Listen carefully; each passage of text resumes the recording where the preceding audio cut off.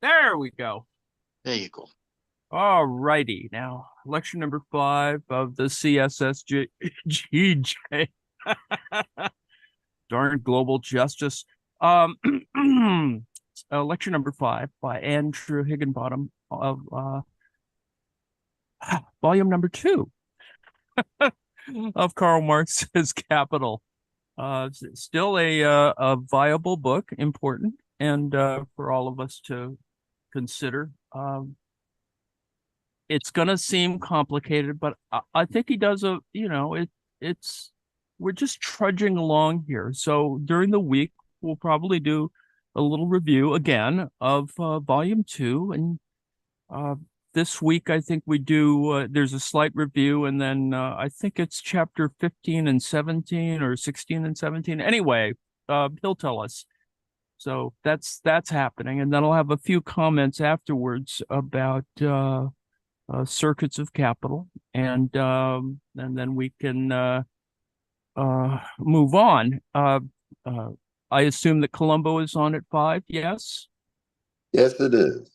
Uh, you want to tease that at all, John, or have you already done Well, that? I'll just say very quickly that it guest stars Billy Connolly, who's Irishman, an Is that Irishman. Scottish, right? Yeah. isn't he? Um, he's a folk singer, comedian, actor, and artist. Hey. Although he plays a composer in this. Okie dokie. Now, lecture 5. Center for the Study of Social and Global Justice. I'm going to chair this evening's session. Andy is going to give us another lecture on Capital Volume 2. I think it's lecture 6 on chapters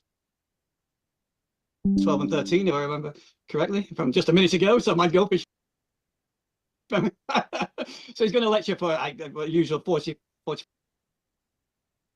minutes or so, and then we'll have half an hour or so for discussion, and we'll finish at 7:30.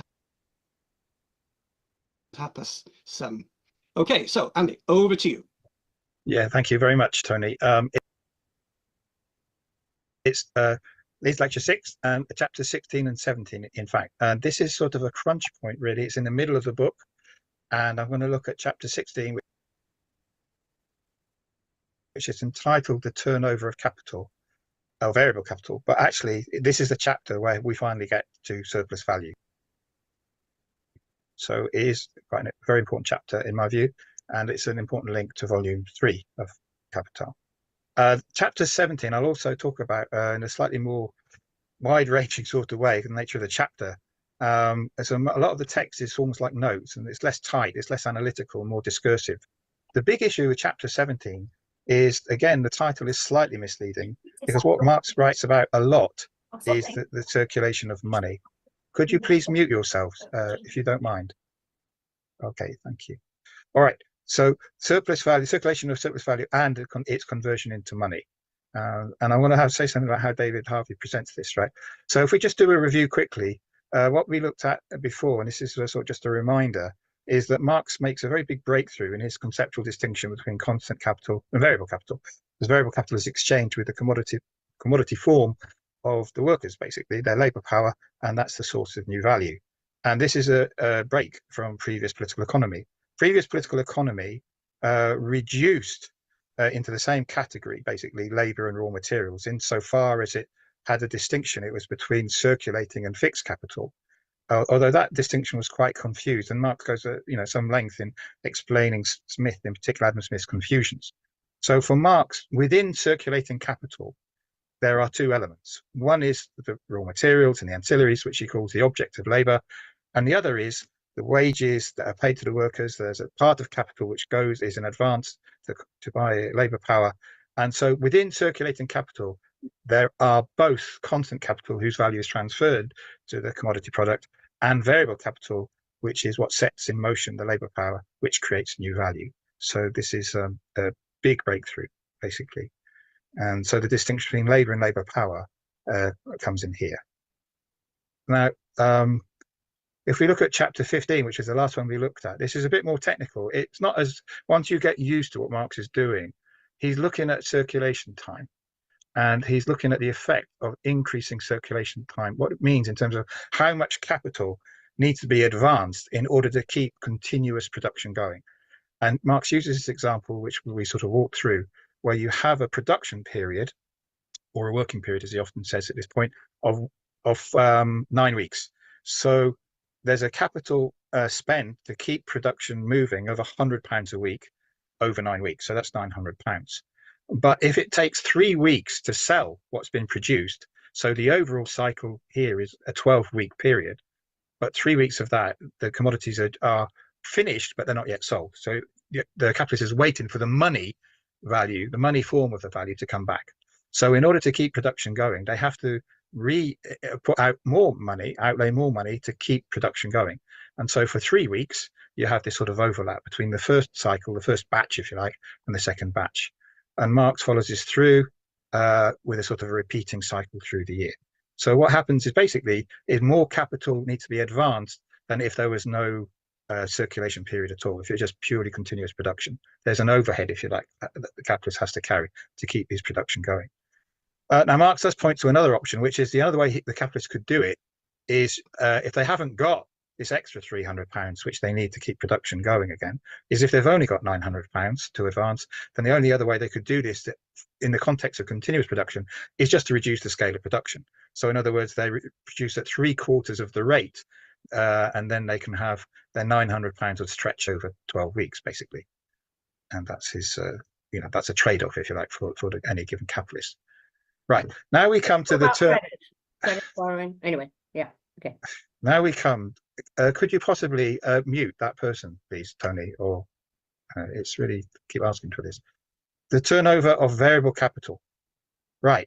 So what Marx does here is he brings in his distinction within circulating capital of variable capital and constant capital. So this is the new material, right? So he says, okay, let's say we've got £500 circulating capital each week, and let's say £400 of that is on raw materials and ancillaries, and £100 is paying the workers, the variable capital. So that's £500 each week to keep production going, but with a distinction now between the constant and the variable. And what Marx in this example tells us is the turnover period consists of 4 weeks of production and 1 week of circulation. So here we have in the diagram exactly that. Now, each week, the capitalist will advance another £500 until the end of the 4 weeks, and they've finished. That commodity is produced. It's not yet sold, but it's finished as a use value. It's only now needs to be exchanged. So what we have now for the continuous production, as the earlier example he gave us, is a new batch, if you like, of production takes place while the first batch is waiting to be sold. And in week 5, after another week, it is sold.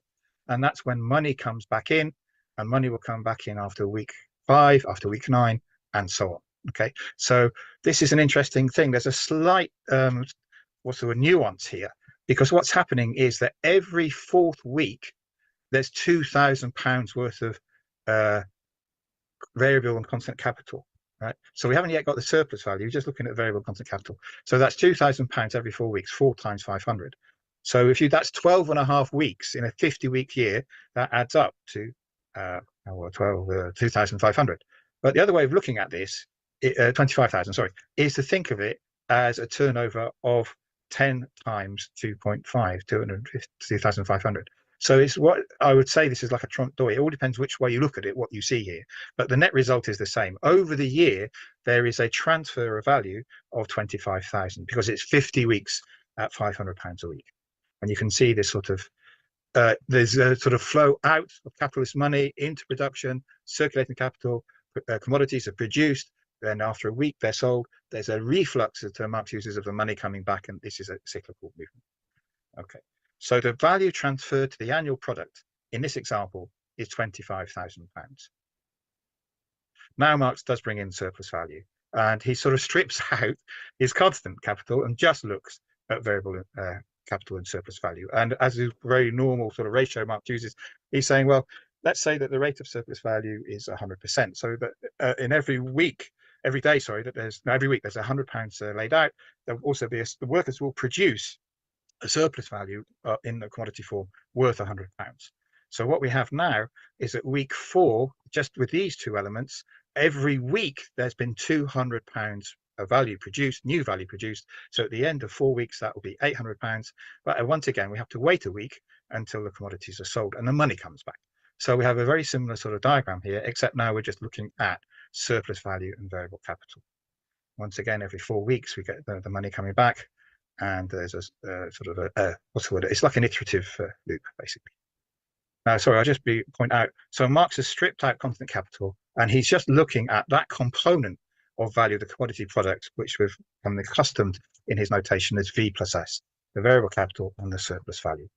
Okay, so the surplus value now is explicitly circulating alongside the variable capital. So what Marx now does is he looks at the effect of turnover. And again, he simplifies his example to bring out this particular effect. This is Marx's use of abstraction, if you like, we're controlling the variables, just looking at one variable one at a time. And so he takes away the circulation period. We don't have a week anymore now waiting to be sold. Let's suppose that it takes 5 weeks to produce these commodities in production with no waiting around. So that means that the surplus value, again, is being produced at a rate of £100 a week. And at the same time, we've got a variable capital transferred. So that's £200 a week. Over 5 weeks, the V plus S of these commodities is £1,000. Okay, again, he's stripped out constant circulating capital, right? And so it will go on every 5 weeks, the commodities are sold for £1,000. So the constraint on the turnover time here is not to do with circulation time. It's to do with how long does it take to produce this stuff. The turnover time is entirely in production. So, okay, so then he looks at this and he says, well, what's happening here is we've got a situation where we're producing every week for 50 weeks of the year, and what we're producing every week is a value of £200, right? Let me get my figures exactly right. Yeah, so we've got variable capital, yeah, £200. So what's the total? In one sense, the variable capital is £100 every week for 50 weeks. That would be £5,000. Or you could see it as we sell 10 times during the year, and each time it's £500 of variable capital. But what Marx makes a distinction now, and this is a crucial point, it's an analytical point, right? Which is the difference between the variable capital which circulates and the, if you like, the aggregate effect of the variable capital over the year. And so we know that the variable capital advanced, it becomes less and less the faster the turnover. The more turnover there is, the capitalists can get back the money quicker, and they don't need to advance so much money before they get the money back, basically. So the variable capital advanced is only £500 because it just keeps coming back when the goods are sold, right? Okay. Now, what's the rate of surplus value? The rate of surplus value we're very familiar with is S over V, which is the surplus value produced over the variable capital that it took the capitalist to pay for the workers to produce it. This ratio is, as I say, very consistently, Marx uses the ratio of 100%. And so far, so good. If you look within this period, it looks fine, right? You've got within 5 weeks, there's been a production worth £1,000, £500 of which is surplus value, £500 of which was variable capital, 500 over 500, 100%. Okay, but when it comes to the annual rate of surplus value, there's a further mediation, as Marx would call it, a further sort of layer of complexity, right? Because the annual rate of surplus value is the annual surplus value divided by the capital advance. But the annual surplus value now is 10 times 500.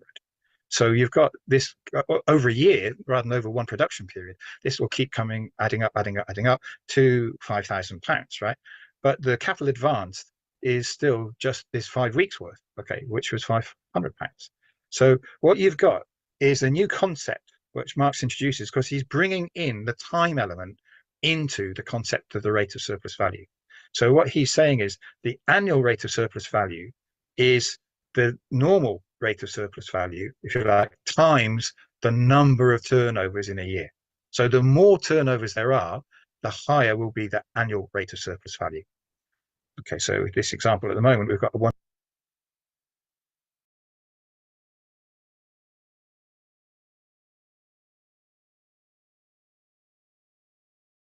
1,000% rate of surplus value, because it's not because the surplus value is any more, it's because the variable capital necessary, or if you like, expended advance to get this surplus value is much less the more there is turnover. The shorter the turnover increases the annual rate of surplus value. It's not because there's more surplus value, it's because there's less variable capital. Now, Marx calls this case A, and he illustrates the point with the case B. Case B is very much very straightforward. There's only one turnover a year. So the stuff is produced, but it's not sold till the end of the year. So the workers are still employed at the same degree of exploitation. It's £100 a week for 50 weeks of surplus value that they produce. Now, the capital advanced is £5,000 because now the capitalist has to expend £100 for 50 weeks. Now, the surplus value hasn't changed. What's changed in terms of addressing the annual rate of surplus value is not how much surplus value the workers have produced, but how much variable capital it's taken to get them to produce it. And that's gone up because that's gone up from £500 to £5,000. So we're back again to sort of like a unity of concept, if you like, without really the turnover coming into play, because it's just assumed there's a unity between the time period and the turnover period, right? The profit. I mean, the rate of surplus value period is 1 year, the turnover is 1 year. Okay, so the number of turnovers is sort of assumed out of it being a factor, right? But what we've got here now is the faster the turnover, the less capital needs to be advanced as variable capital, the higher is the annualized rate of surplus value. Now you might ask why. I mean, so what?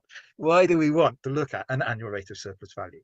And the answer is, it's very important stepping stone towards the concept of the rate of profit, because the rate of profit is conventionally an annual rate of profit. It's how much profit is made in a year. That is what the rate of profit is. It's not like rate of profit in a minute or in 10 years, right? It's how much profit is made over the capital advanced in 1 year. So the faster the turnover for a given rate of surplus value, the higher will be the rate of profit. This is a really important result when we come to volume 3. Okay, and this is the breakthrough that Marx made, that he's the first one to be able to explain and understand this. Of course, rule of thumb capitalists would have some intuition that this is the case without any doubt, but in terms of explaining why it's the case, right? Now, the really big point here is that this is an effect of circulation. It's not an effect of the production of surplus value. It's an effect of how quickly the capital advance moves and turns over through circulation. So we've got a couple of reflections here. I think I've pretty much made these points. Annual rate of surplus value can be more or less according to inversely to the turnover, and it's not the surplus value that changes. It's not S, it's V. Okay, the amount of capital to buy up labor power and keep the workers in motion over the year. Right. All of this does follow, right? The annual rate of surplus value does coincide with the surplus value, which expresses the degree of exploitation in a single case when there's only one turnover in a year. This is obviously Marx, not me. Okay. Now this reverts back to two parts of volume 1. The first is the general formula for capital, which everybody remembers now is money to commodities to more money, MCM dash, and also the question of simple reproduction.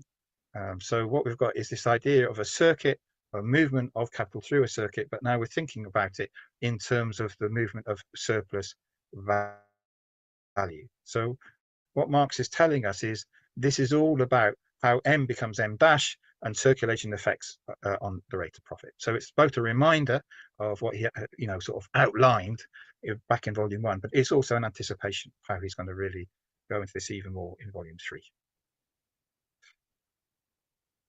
And one way of thinking about this is that the circulation process modifies how the essence appears, how the essential relation of exploitation actually appears on the surface. So it's a mediation. It's a step towards complete disguise of what's going on in essential terms. So the individual variable capital changes form. It goes from money of the capitalist into wages. The wages are used by the workers to buy their commodities, consume the commodities, and they active labor power. Right. Now, what Marx says here, and I'm not going to read it all out, is what this means is it takes capitalist B much longer to get their money back and to put it back into use as productive capital. So the form in which the value is held matters in that sense, right? The slowness or the quickness of the conversion of form makes a big difference to how available or not money is to the capitalist, right? So the rate of turnover is related to this very careful consideration that Marx began volume 2 with, of the movement of different changes of form. So it could be that the capital is tied up as a sort of, if it's in production, it's sort of like work in progress. It hasn't yet achieved even the commodity form. Or it could be that the form is, they are in the form of commodities, but they're not yet sold. They're awaiting sale, goods awaiting sale. So we can now begin to see all that winter training we put in part 1 is beginning to sort of like make perhaps hopefully more sense, right? So it's also appreciation of how sort of long range Marx's thinking is, right? Now he extends this in terms of not only an individual capitalist but the social point of view, right? And you can actually think about this in terms of any yeah, we'll come on to any mode of production. So what he's saying here is £1 a week is a worker's salary. So if you've got 100 workers, that's £100 a week. Now, the worker is reproducing their own value product in capitalist A, and capitalist B, they have to wait a long time before they can be paid from their own product. So they're getting paid from another source rather than what they produce has been sold. That's the point he's making there. So the longer the production period is, especially with big projects, right? This is a long time to wait before the commodity is sold and there's a reflux. Now, Marx makes a big comment here about how this would be different in a communist society. It is not yet a communist society, but he's got, if you like, he prefigures, he conceptualizes what would take place, right? Society would have to reckon in advance. There's certain things, the way this works would be true of any society. It takes time to produce stuff, and it takes time once it's produced to get it somewhere to distribute it and consume it. But in a communist society, this could all be reckoned in advance and wouldn't have to be the plan of any individual capitalist, right? He's saying in capitalist society, what this does, especially this need to have money available while the commodities are still not sold and turned into money, this is generates the need to go to the money market. So once again, he keeps making this point in different ways, that from industrial capital, there's a need for a relationship with money, credit, and so on, right? So these are, one is the plan, and one is a planned solution to this problem, and the other is a market solution to the problem based on credit. Right. So I'm going to be very careful about time. He does explain from this point, and I won't explain this in detail here, but we'll study it, right? He does explain to some extent how this affects the industrial cycle. He goes into this more in volume 3, but there's one thing I want to point out, because I do think David Harvey makes a big point of this quote, right? What Marx says at this point, right? He does start to talk about effective demand, right? On the one hand, you've got credit becoming available. On the other hand, there has to be an effective demand for the commodities that have been produced, right? And there's a footnote in Marx where he says, contradiction in the capitalist mode of production. The workers are important for the market as buyers of commodities, but as sellers of their commodity, labor power, capitalist society has the tendency to restrict them to minimum price. This will carry this forward, but I want you to make a note of this.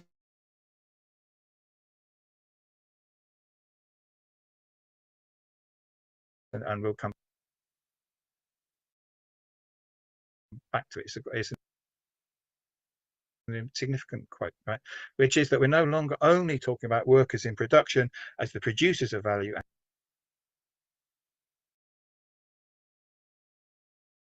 and of surplus value, because we're looking, or Marx is taking us to look at circulation, the market. Then, of course, workers are also appear in the market. They have a wage, and they use their wage to buy stuff. Okay, so they are also, so as well as sellers of labor power, they are buyers of commodities, and this puts them in a different relationship, a market relationship with capitalist producers. And this point is quite clearly about the movement towards scale. Marx makes a really, what's the word here? I think it's an incomplete point. It's an important point, but I don't think it's complete, right? He talks about how the distance from the market is going to increase turnover time, which again, you could think in almost any type of society that would be true. But of course, in a capitalist society, this has an effect on the market and market conditions and the extent that credit is available. And Marx does make this point that English cotton sold to India is very prone to crisis conditions, if you like, from the perspective of the developed capitalist mode of production. I think that this is incomplete because of colonialism, basically, and there's not a structural balance. And I do draw attention to the work of mostly Indian political economists, and the most important one is, in my view, that I've read anyway, is Utsa Patniak, and really explaining how, if you're looking at the movement of commodities, one thing, but if you look at the movement of money, it's another thing altogether. Because actually, the British kept hold of all the money just about from Indian exports. So you don't have, it is a colonial, say, imbalance. It'd be rather over polite, right? It was robbery, basically. There was a violent colonial transfer. So once the Indian commodities were sold in sterling, then the British just kept hold of the money and said that it was to the expenses of empire, basically. So the Indians got robbed twice, is what I'm saying here. And this is quite important. We're not going to go into it yet, but this is important because the assumption of equal exchange, when you look at it from a colonized perspective of colonial relations, just doesn't hang true at all, right? There isn't an equal exchange. And this is also what happens with Marini writing from the perspective of Latin America and Yaffa writing from the perspective of Africa. So it's a generalized issue about colonization does not mean equal exchange. So what I take from chapter 16 is very strong links forward to volume 3, and especially this idea of the conversion of the rate of surplus value to the annual rate of profit. And what Engels does is he does carry this forward. I think he makes one or two small mistakes, but basically he gets the concept right and he carries it forward. And I mean, and anticipating it, because this is important to realize why we've done all this winter and now spring training, right? Is that the rate of profit depends on 3 variables. One is the rate of surplus value. The second one is the number of turnovers. And the third one is the inverse of the organic composition of capital. So you have to look at all 3, even at the level of an individual capital. And I would argue also at the system level as well. And this is interesting. It's quite a technical point, but it actually is very significant, right? This also carries forward into volume 3 when Marx is doing the transformation problem. Because what we've been working on all the way through volume 2 is there is a distinction between the capital advanced to set up production, which is subdivided, as we know, between fixed and circulating, and the capital used up. That's the capital transferred into the commodity product. They are distinct categories. They're not the same thing. So the price of production, which Mark looks at in volume 3, is the general rate of profit multiplied by the capital that has been advanced. Okay, and that's not the same as the general rate of profit times the capital used up, which is a very, very common mistake in the interpretive literature. And this is a very important conceptual distinction because it's a qualitative difference. It's not just like, oh, let's assume they're the same and it's just simplifying the maths. It's a qualitative difference, right, in terms of what the transformation problem is all about. So there's a very important forward link. And in fact, it is quite surprisingly simple the way it falls out, but I'll speak about that when we get to volume 3. Just in terms of time, I am going to skip something. I've already effectively already made this point. If you look at UK's trade with the US in this time, they used to ship gold between the 2 countries to balance off the trade. If there was more imports from Britain from the US, they would actually in the end pay by sending a ship with some gold on it over to New York, and vice versa. And this is completely not what happened when it comes to the UK and India, right? So as well as following the money, we have to follow how the money links up with commodities. And obviously beyond Marx's time, but of particular importance for people concerned about Britain, is the question of gold production was very important, probably as big as India was for the British Empire by the beginning of the 20th century, was South Africa's gold production. Now, why am I saying this? Because I'm anticipating. So the question of moving gold around internationally was a real thing in Marx's time. It was not just nominal. It was a known thing that went on, right? The other big thing which affects Marx's views when we're coming on in a minute is there were a lot of debates at the time about monetary policy. In particular, the Ricardian view, Marx disputed it. And he says basically the amount of money in circulation depends basically on the value of commodities. It's like the aggregate value of the commodities, the volume and the value of each one, right? And so he has a sort of a commodity-led view about how much money is needed in circulation. And this was for him quite important because it was a critique of the Ricardian view, which was sort of like the establishment view at the time. And there's a lot of commentary on this in volume 3. So what I'm saying is monetary policy was important to Marx, although it's not a well-known fact. If you are watching a recording, this is a good point to pause because I'm going to go on to chapter 17. And I'm just looking at my watch. This is the point where I get a bit nervous that I'm slightly pressed on time. I'll tell you there's something about chapter 17 before we actually get into it. Chapter 17 is very much not a finished editorial product. It's like a collection of notes on the one hand, so bear that in mind. But secondly, the material that Mark looks at here is actually quite complex, I think, and challenging. And thirdly, I think probably I haven't given it enough time to be able to express in a succinct and clear way what I think is going on. But I'll do my best. But we're going to have quite a lot of text, I'm just warning you, and I want to jump over some of the text because I haven't really boiled it down yet. But the big thing I want to say here, and I've already been stressing this, is the title is not fully expressing what's going on in this chapter. It is about the circulation of surplus value, but in particular in the form of money. So a lot of Marx's attention centers on money, right? So if you remember, going back to volume 1, around about chapter 24, Marx told us about what he called the capitalization of surplus value, which is the surplus value has been produced, goods, commodities are sold, but then the surplus value has to return and accumulate.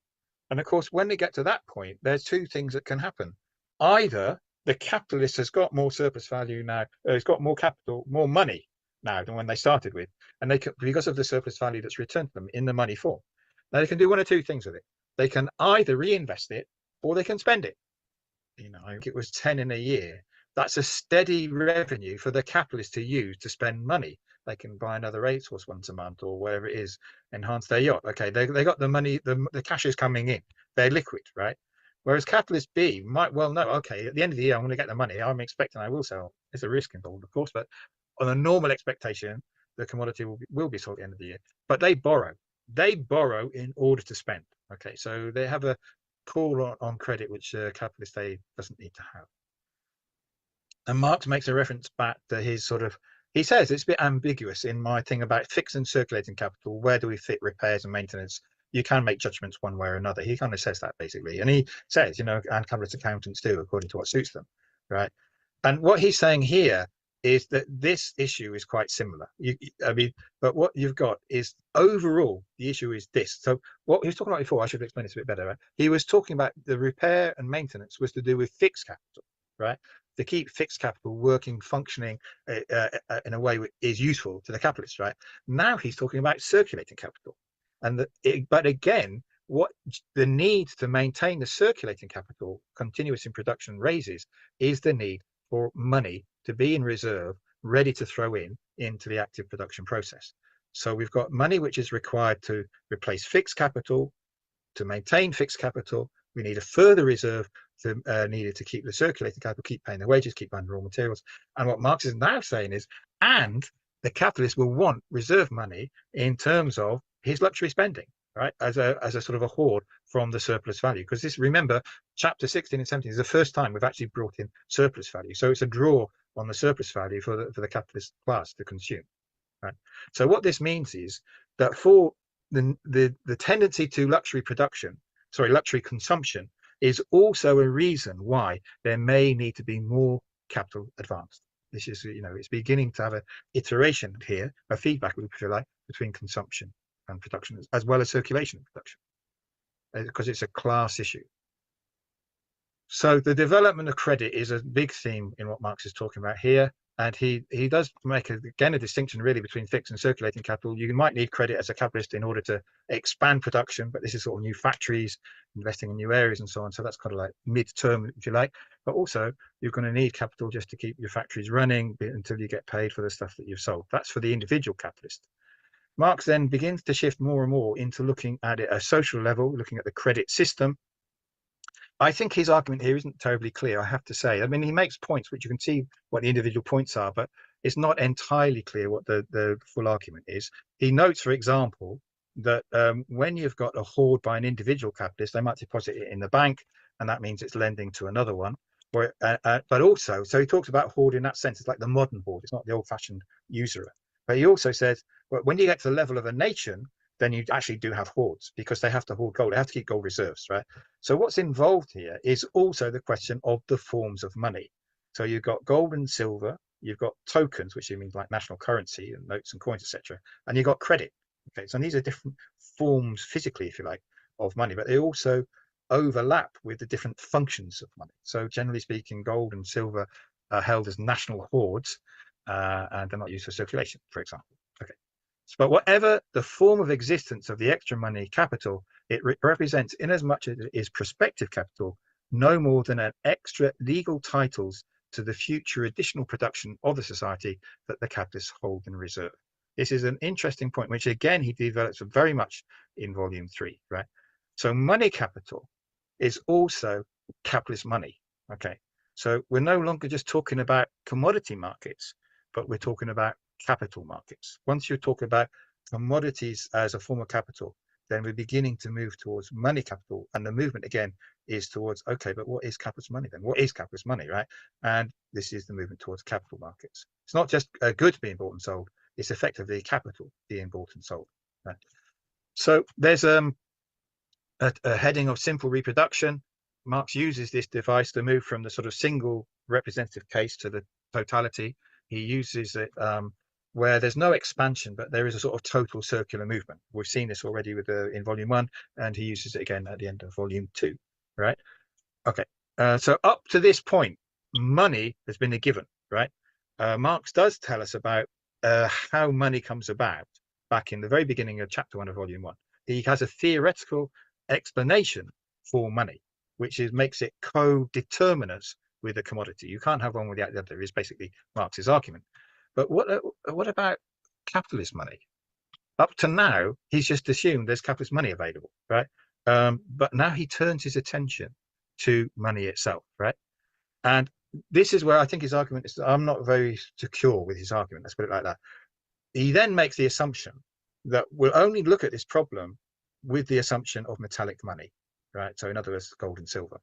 And the reason that I don't think this works is because he's been talking about pounds all over the place, right? He hasn't been talking about the commodities being sold for ounces of gold. He's been talking about pounds, right? But the thing that he's addressing, and this is part of his, strong intellectual commitment, right, is we can't just assume the money. We have to explain the presence of sufficient money to keep all this circulation going, right? And that's his intellectual honesty, right? His scientific commitment. So he starts this exploration by looking at the capitalist production of money. And again, he's looking at metallic money, gold and silver. And it's very striking what he takes out the commodity. He says, well, if you're a gold producer, you're a capitalist gold producer, your commodity is money. It's immediately money in the first instance. So you can forget about C. We've got MP produces M dash, production produces more money. That's what it is, right? So it doesn't need to be sold. It's already in the money form. You don't need to convert gold into money. It is money, right? Is his argument. And so it's immediately money capital. So they can, but then he says you can pay the capitalist who's producing this gold pays their workers in gold, right? Because they've already got money. And this is where I'm hovering here, so I'm not quite sure. I'm not convinced by this one actually. It's the first time in a long time I feel it's unconvincing argument because he's already been talking about pounds. He hasn't been talking about. I just made this point already. Okay, so there needs to be a further mediation, right? It's not a sale, but it is a form of conversion of gold into pounds or gold into dollars or whatever it might be, right? Of one form into another. And Marx is usually very attentive to form. But what is really important, here we are in the middle of an election in the UK, and standard sort of bourgeois election thing is, where does the money come from? You say you're going to spend money on hospitals or defense, whatever. Where does the money come from? Marx asks this question. He says, where does the money come from, right? So you've got surplus value being produced, which means that the output of a capitalist production has got more value than the input. Okay, so a certain amount of money has been exchanged for buying the commodities, but there needs to be more money to pay, to circulate, to pay for the equivalent of the value of the new value, the extra value of the produced commodities. So where does it come from? Where does this money come from? And his argument is really it comes from this metallic production in the end, and he doesn't have any mediation. He says the gold producers produce the extra money. That's his basically his argument at this point in the book. Now, what he does is, while that's his underlying point, as Marx does, he sort of problematizes the existing literature, and he's quite critical of some of the other explanations. And I won't go through all of them, right? But he makes important points on the way, as he always does, right?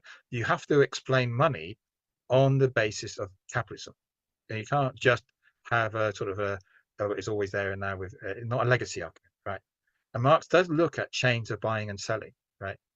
And he also, critiques other positions, which I'm not going to go into just really because of time, right? He just keeps coming back to this, what he calls a general problem. It's not the problem of extra money for surplus value.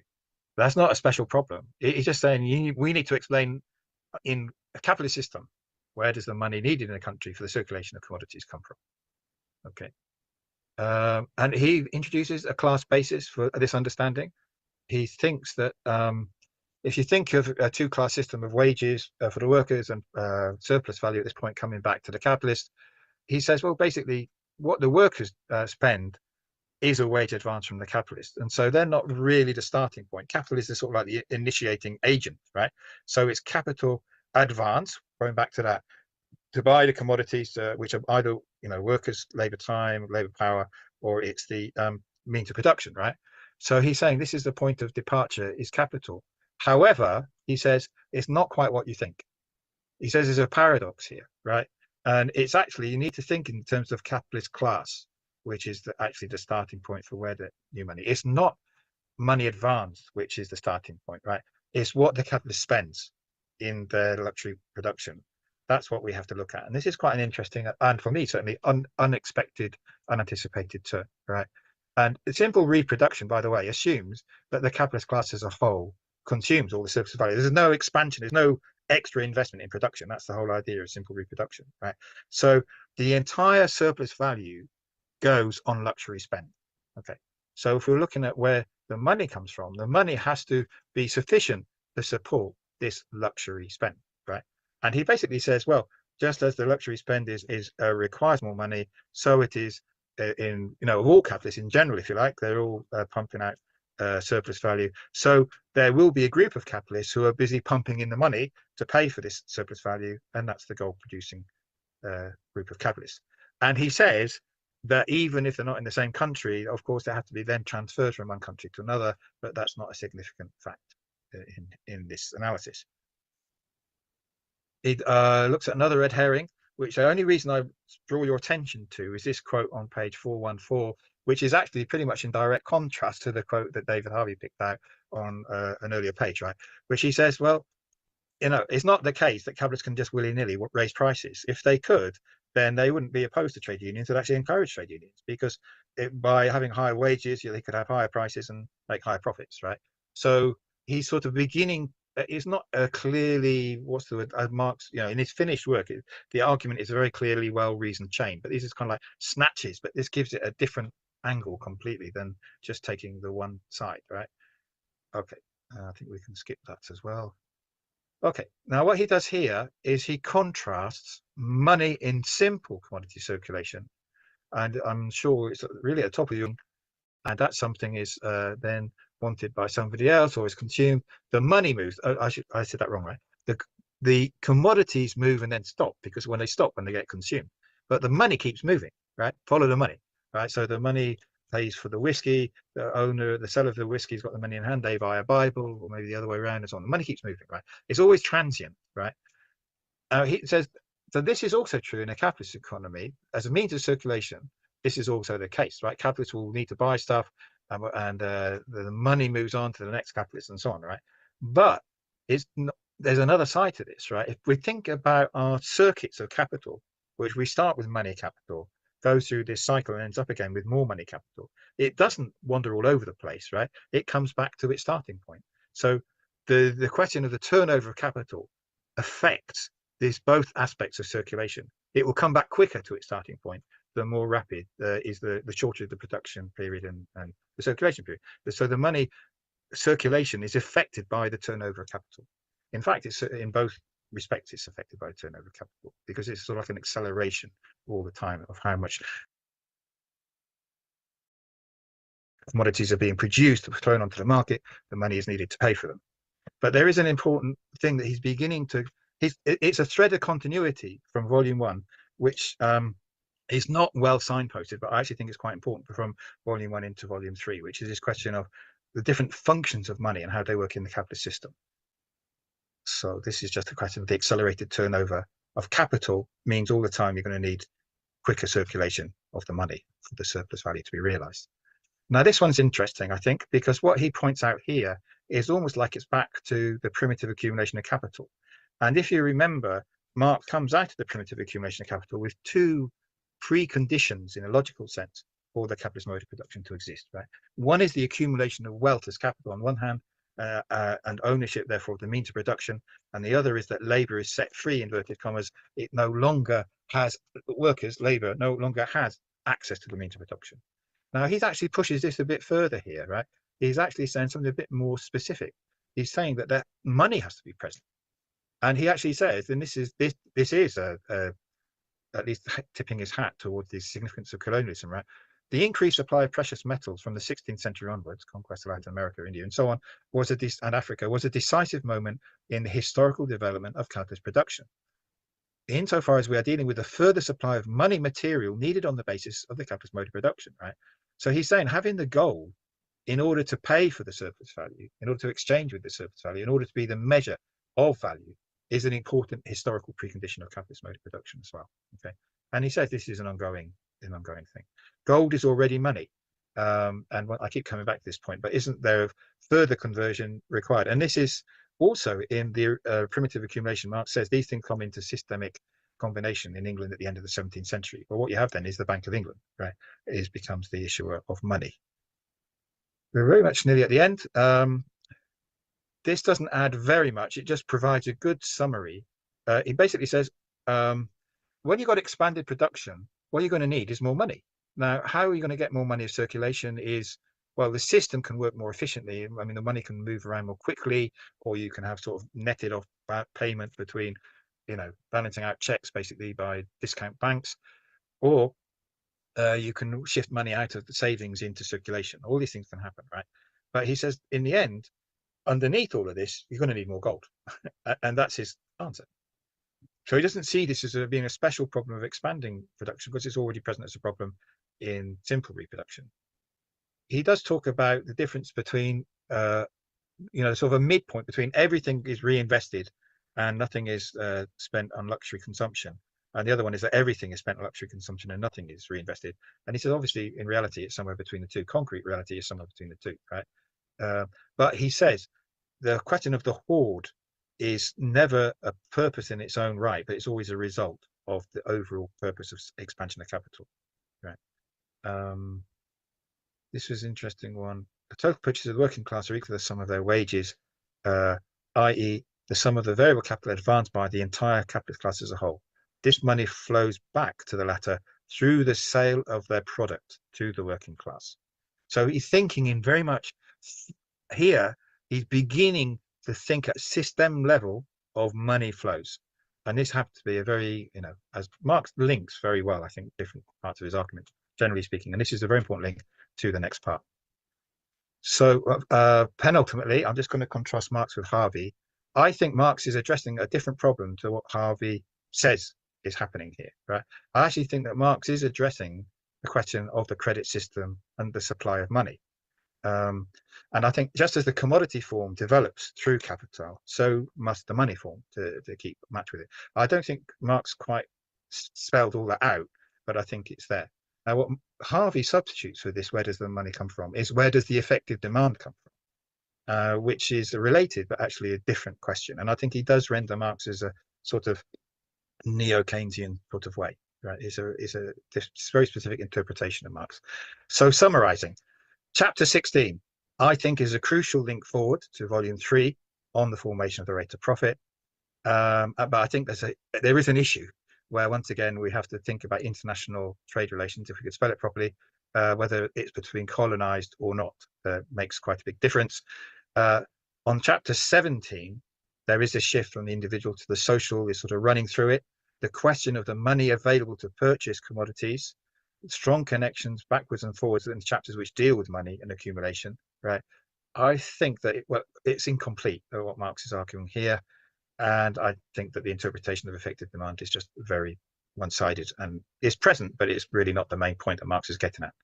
So this is just what we know is going forward, and I'm sorry about it's not as well prepared as all some of my lectures have been, but I think the material is really interesting and really challenging, and I'm quite looking forward to the discussion in the reading group about it.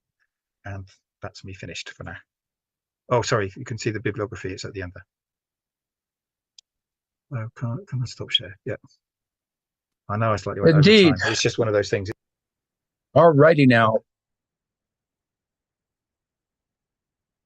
It takes longer to prepare to distill it down.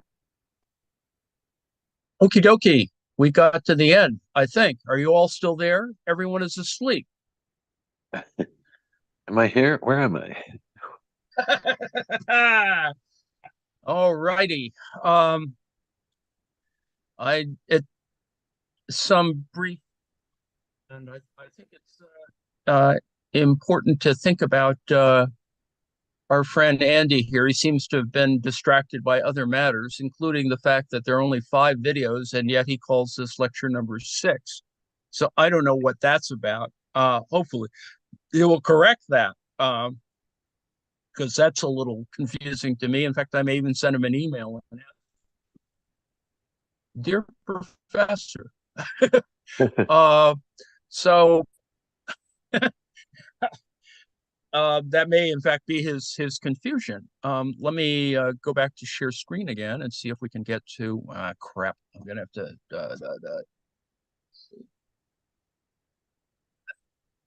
anyway. The point being is all right. Get the audio back working here.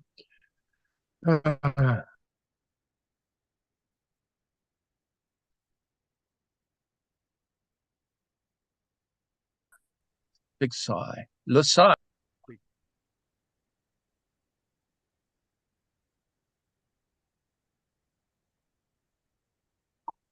All righty. So we're volume 2, lecture 5 or 6, however you want to count them. The reality is, I think there are only 5, but you know, he calls it number 6, so I don't even want to go there yet. I think the important thing to get from this lecture is the idea that Marx, it is fragmentary. That is, this issue in volume 2, he's trying to get to things that he'll get to in volume 3 and elsewhere.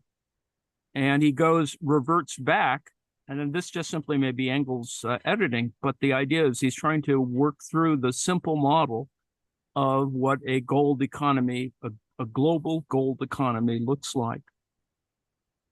And so he wants to provide an example that sort of works at one level of scale. Now, it works at the earlier level of scale because ultimately what he's doing in volume 2 is explaining the 2 departments. That is that, you know, you get stuff coming in, being made, being transformed, and then there's little lags, there are time lags, and that is the whole notion of turnover, and that he's contrasting turnover of a type A with turnover of a type B.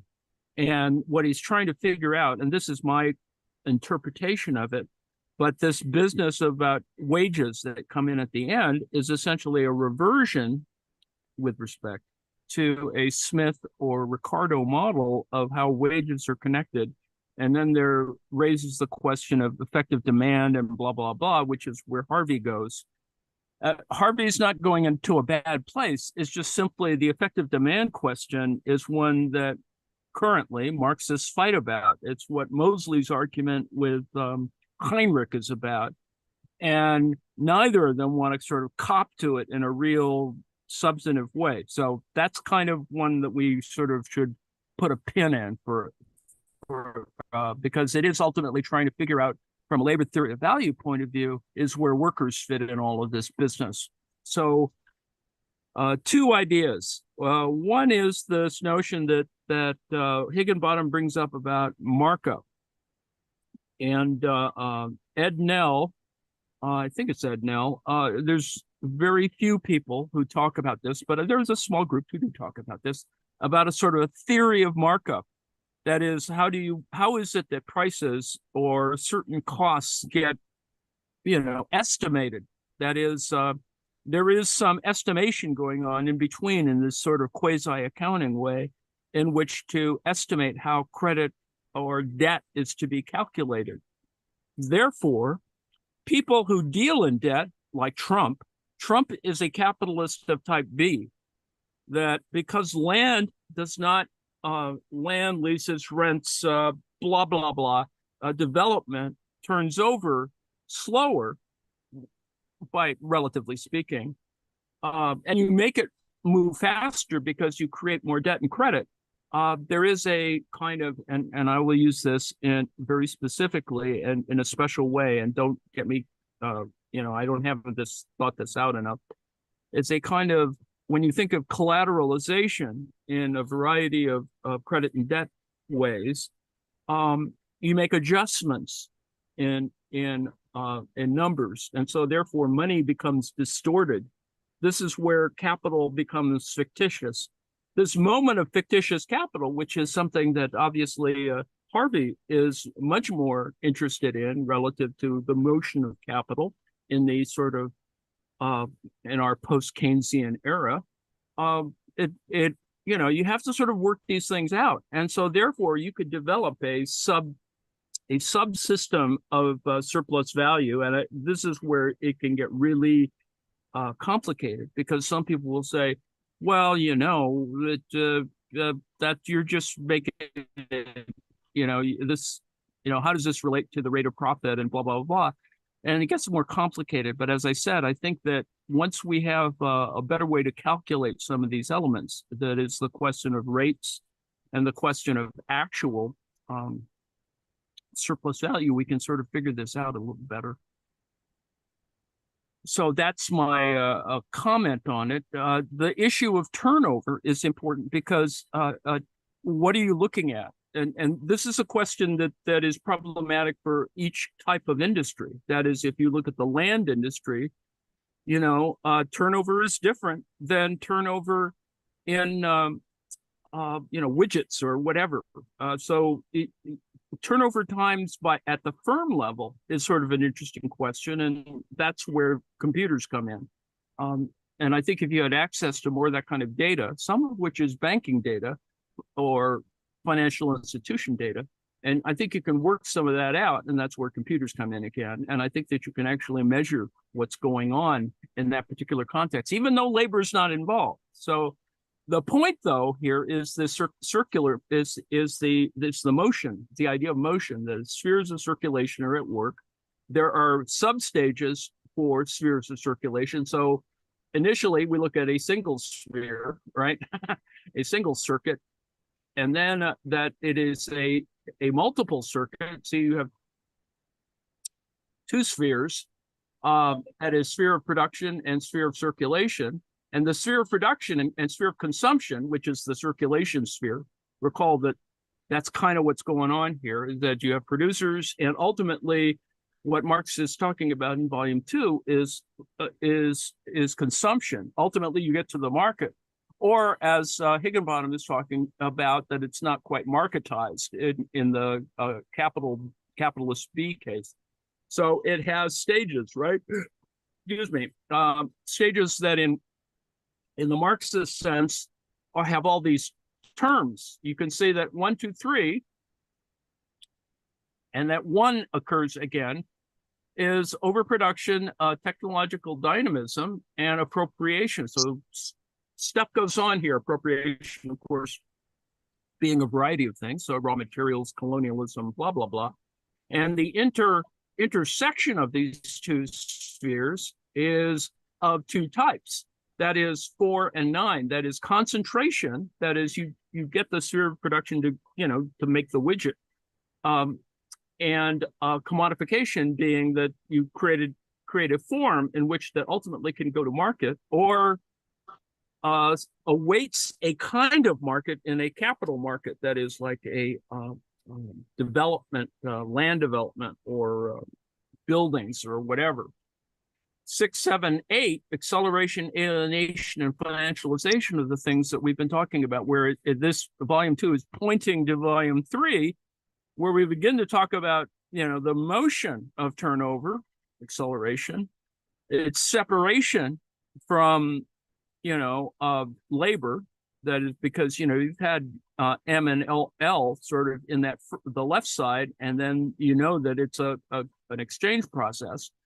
And then ultimately 8 is financialization, which is what the missing component where Marx, where Higginbottom is not confused. I think he just, I think he wants to come to grips with it better. But I think Marx goes back to the gold model because that's the model he has in front of him.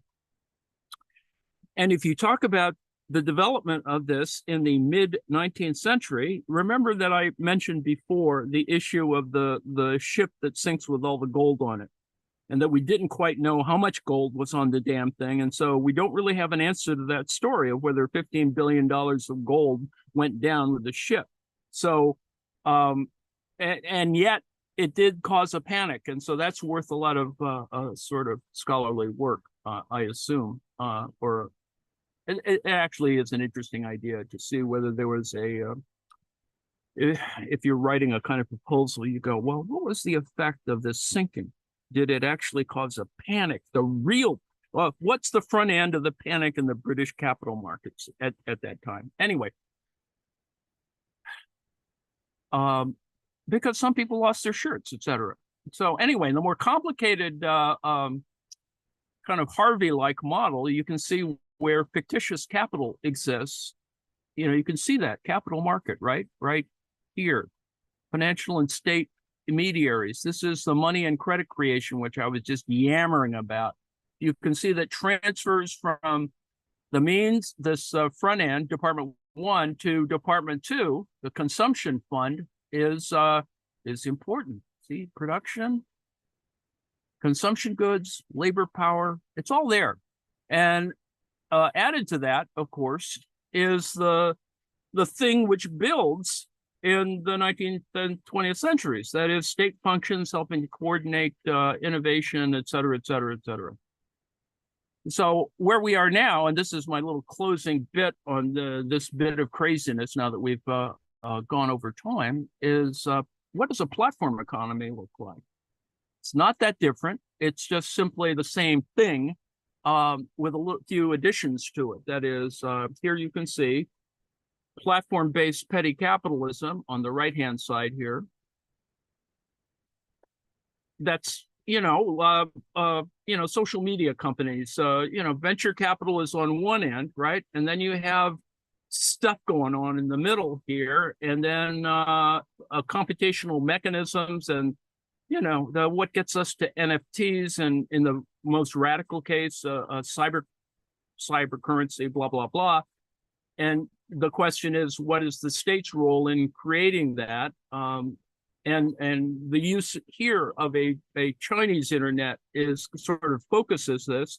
One of the reasons why it occurred that way is because of the way in which certain things got centralized and, of course, promoted. That is a gold farming, et cetera, the thing that amuses Steve Bannon and Miles Blow. And ultimately where we see it at one level, and one which we're trying to confront, TikTok, et cetera, is platform-based petty capitalism. Now, I came across this great one, which it does explain this turnover question that Higginbottom was yakking about. And this diagram is really, and this article is actually a good article. It's very current, and those of you interested in cyber currency might want to look at this. It actually explains using actual diagrams how how an internet platform operates in terms of financial logic. And it has exactly this Marxian thing articulated. Now, that it's not perfect, and I'd be curious to see what Koshat has to say about what this looks like. I'm sure he has some comments on the problem, but it does look at exactly what Higginbottom is trying to talk about and what we've been fiddling around with, this difference in turnover time. And so the financial logic of internet platforms, a turnover time of money at the limit of zero.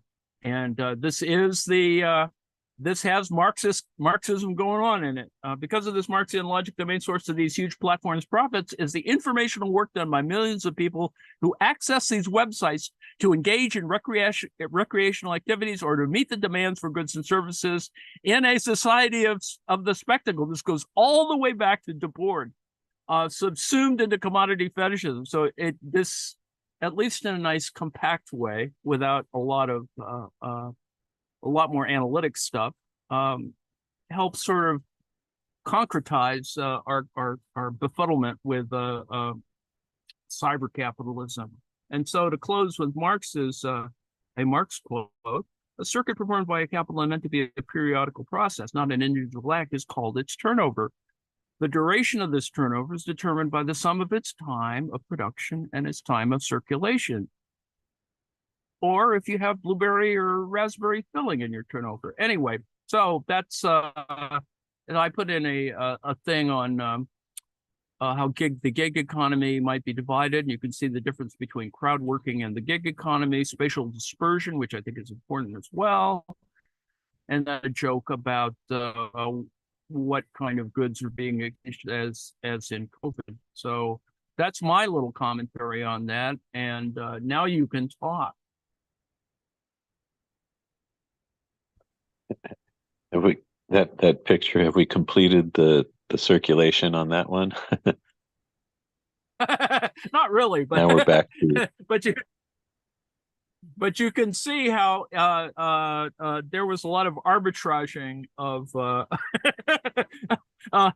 bleach, lights to go up people's asses, toilet paper, etc.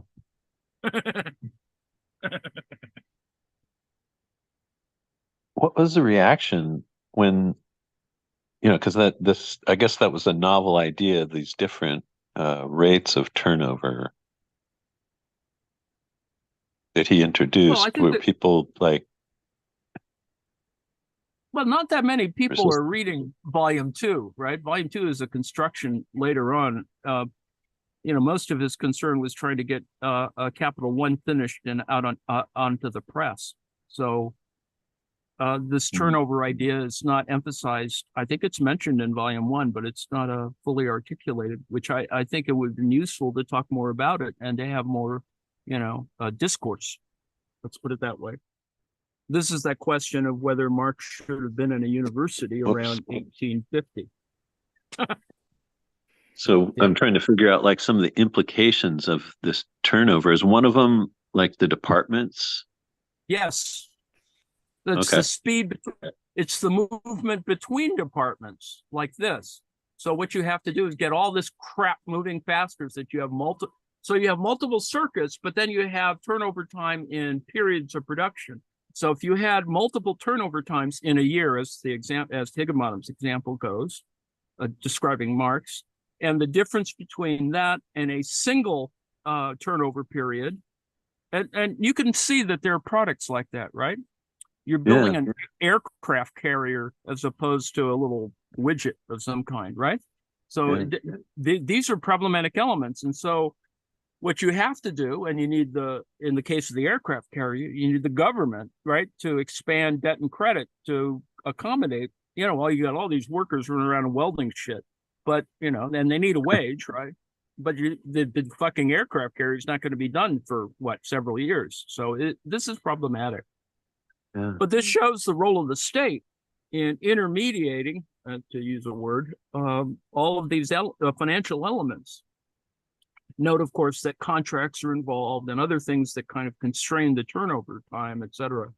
And they're problematic. I mean, the economy moves faster than the making of aircraft carriers. I mean, there are only 15 of them in the world or whatever. So, and the state often works for, the rich people, right? Oh, does it? Is another implication of this a tendency towards luxury items? Well, no, I think it's this part of how consumption operates, right? Consumption can drive a market, but at some moment you got to figure out what it does. So, for example, I don't know what the Kardashians do, but they seem to do something to the market. They do Kardashian. That's what they do. I mean, that's the kind of thing, the way that, all of this stuff that seems like sizzle, it still has a capital value and is problematic for all of its own ways, right? You have the overpriced version of the commodity that is paparazzi photos, right? If you get a good paparazzi photo, it's worth, $10, $40, $50,000, But getting that single thing is really difficult. Yeah, I mean, you're willing to, kick people over on the street or whatever to get your photo. Just a side note, all that has kind of changed. I was talking to a paparazzi not too long ago. Cool. And he said the whole career has just collapsed because all the celebrities put everything on Instagram. Right. So they control their image now so much that yes, there is no like candid shots anymore from paparazzis. Well, they don't control it so much as they've given it over to a certain kind of Right. monopoly or a oligopoly of some. Right, and so the point is they can't charge a lot of money for a photograph anymore. Right. Well, that squeezes out, it's a labor market problem. You can't be a paparazzi, or you'll have to go back to actually, photographing accidents or something, murders, whatever.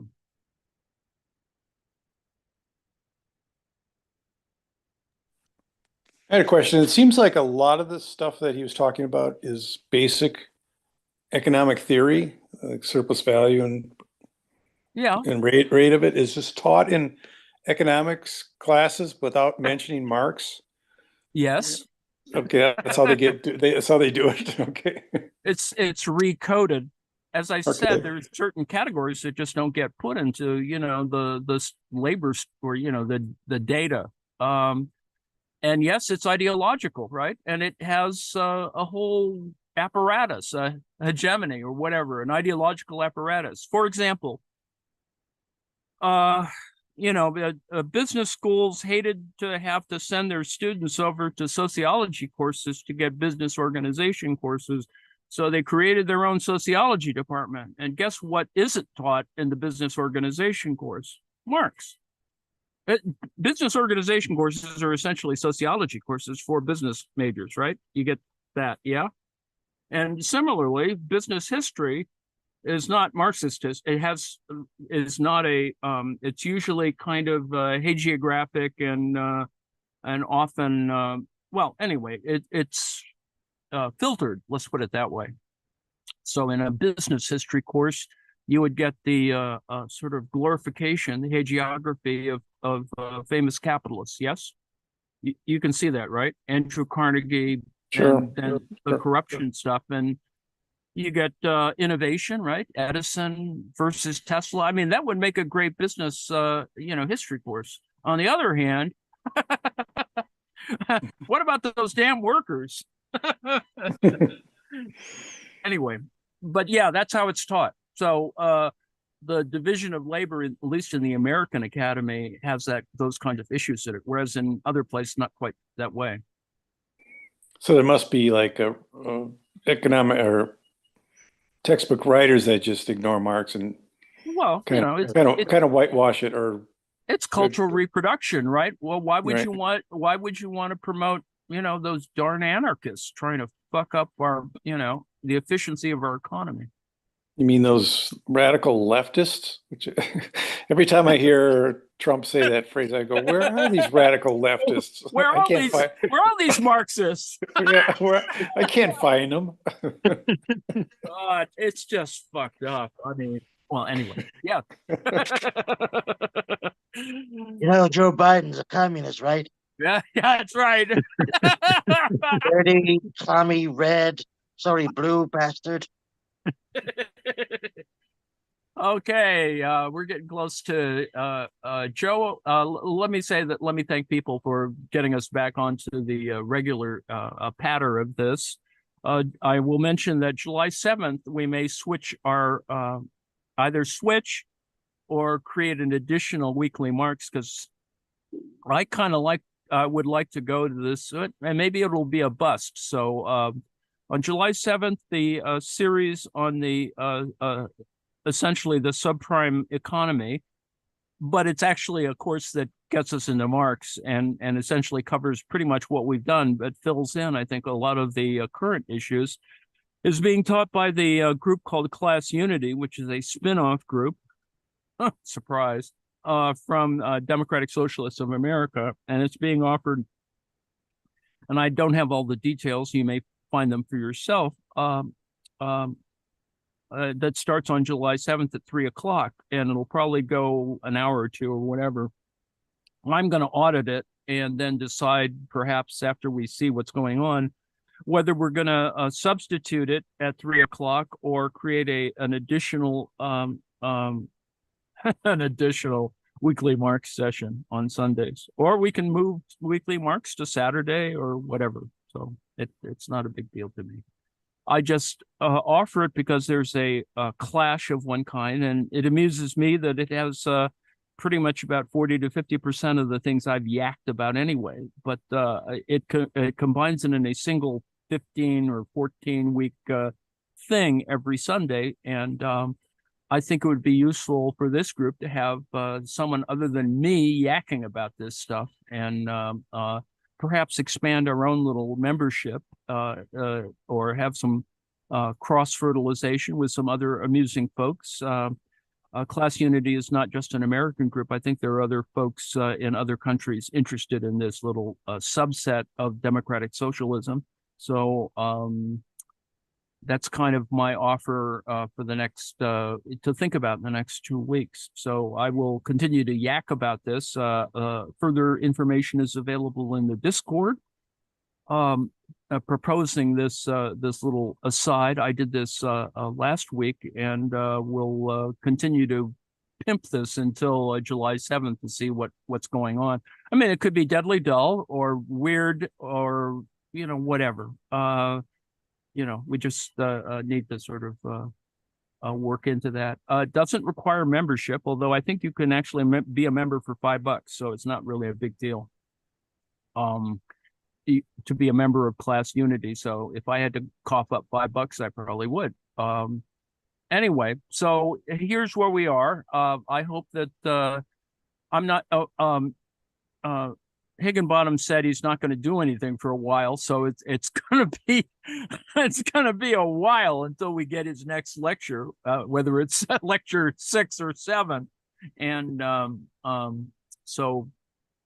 Until then, as I say, we can sort of fiddle with the Class Unity thing, which does, I think, in a good way, explain. And if you need to explain to anyone else what the subprime mortgage rate, mortgage problem of the Great Recession of 2008, 2009 is, I think this will be a good place to do it. It also, at the front end, explains or teaches modern money theory, which probably in a better way than I can, probably because they'll have someone who can do all the dirty details. So that would be, and it also saves me a little time to do all the prep for these things. Not that there's a lot of prep, but there's a little, and it saves me time to get back to work on my other stuff.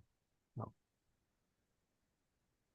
With that being said, we'll meet again at 3:00 next week. We'll have a continuing discussion about the substitution. We'll try and explain some of this stuff. Probably review lectures 1 through 4 on volume 2 of Capital, because that's kind of what we've been doing. I introduced this past week with plowing through a summary of the entire, all 3 volumes of Marx's Capital, done by Simon Clark. You'll see that a Simon Clark article is in this Class Unity course, so it's not like I'm in the wrong place or going off into, trying to convince you all to be Trotskyists or something. So.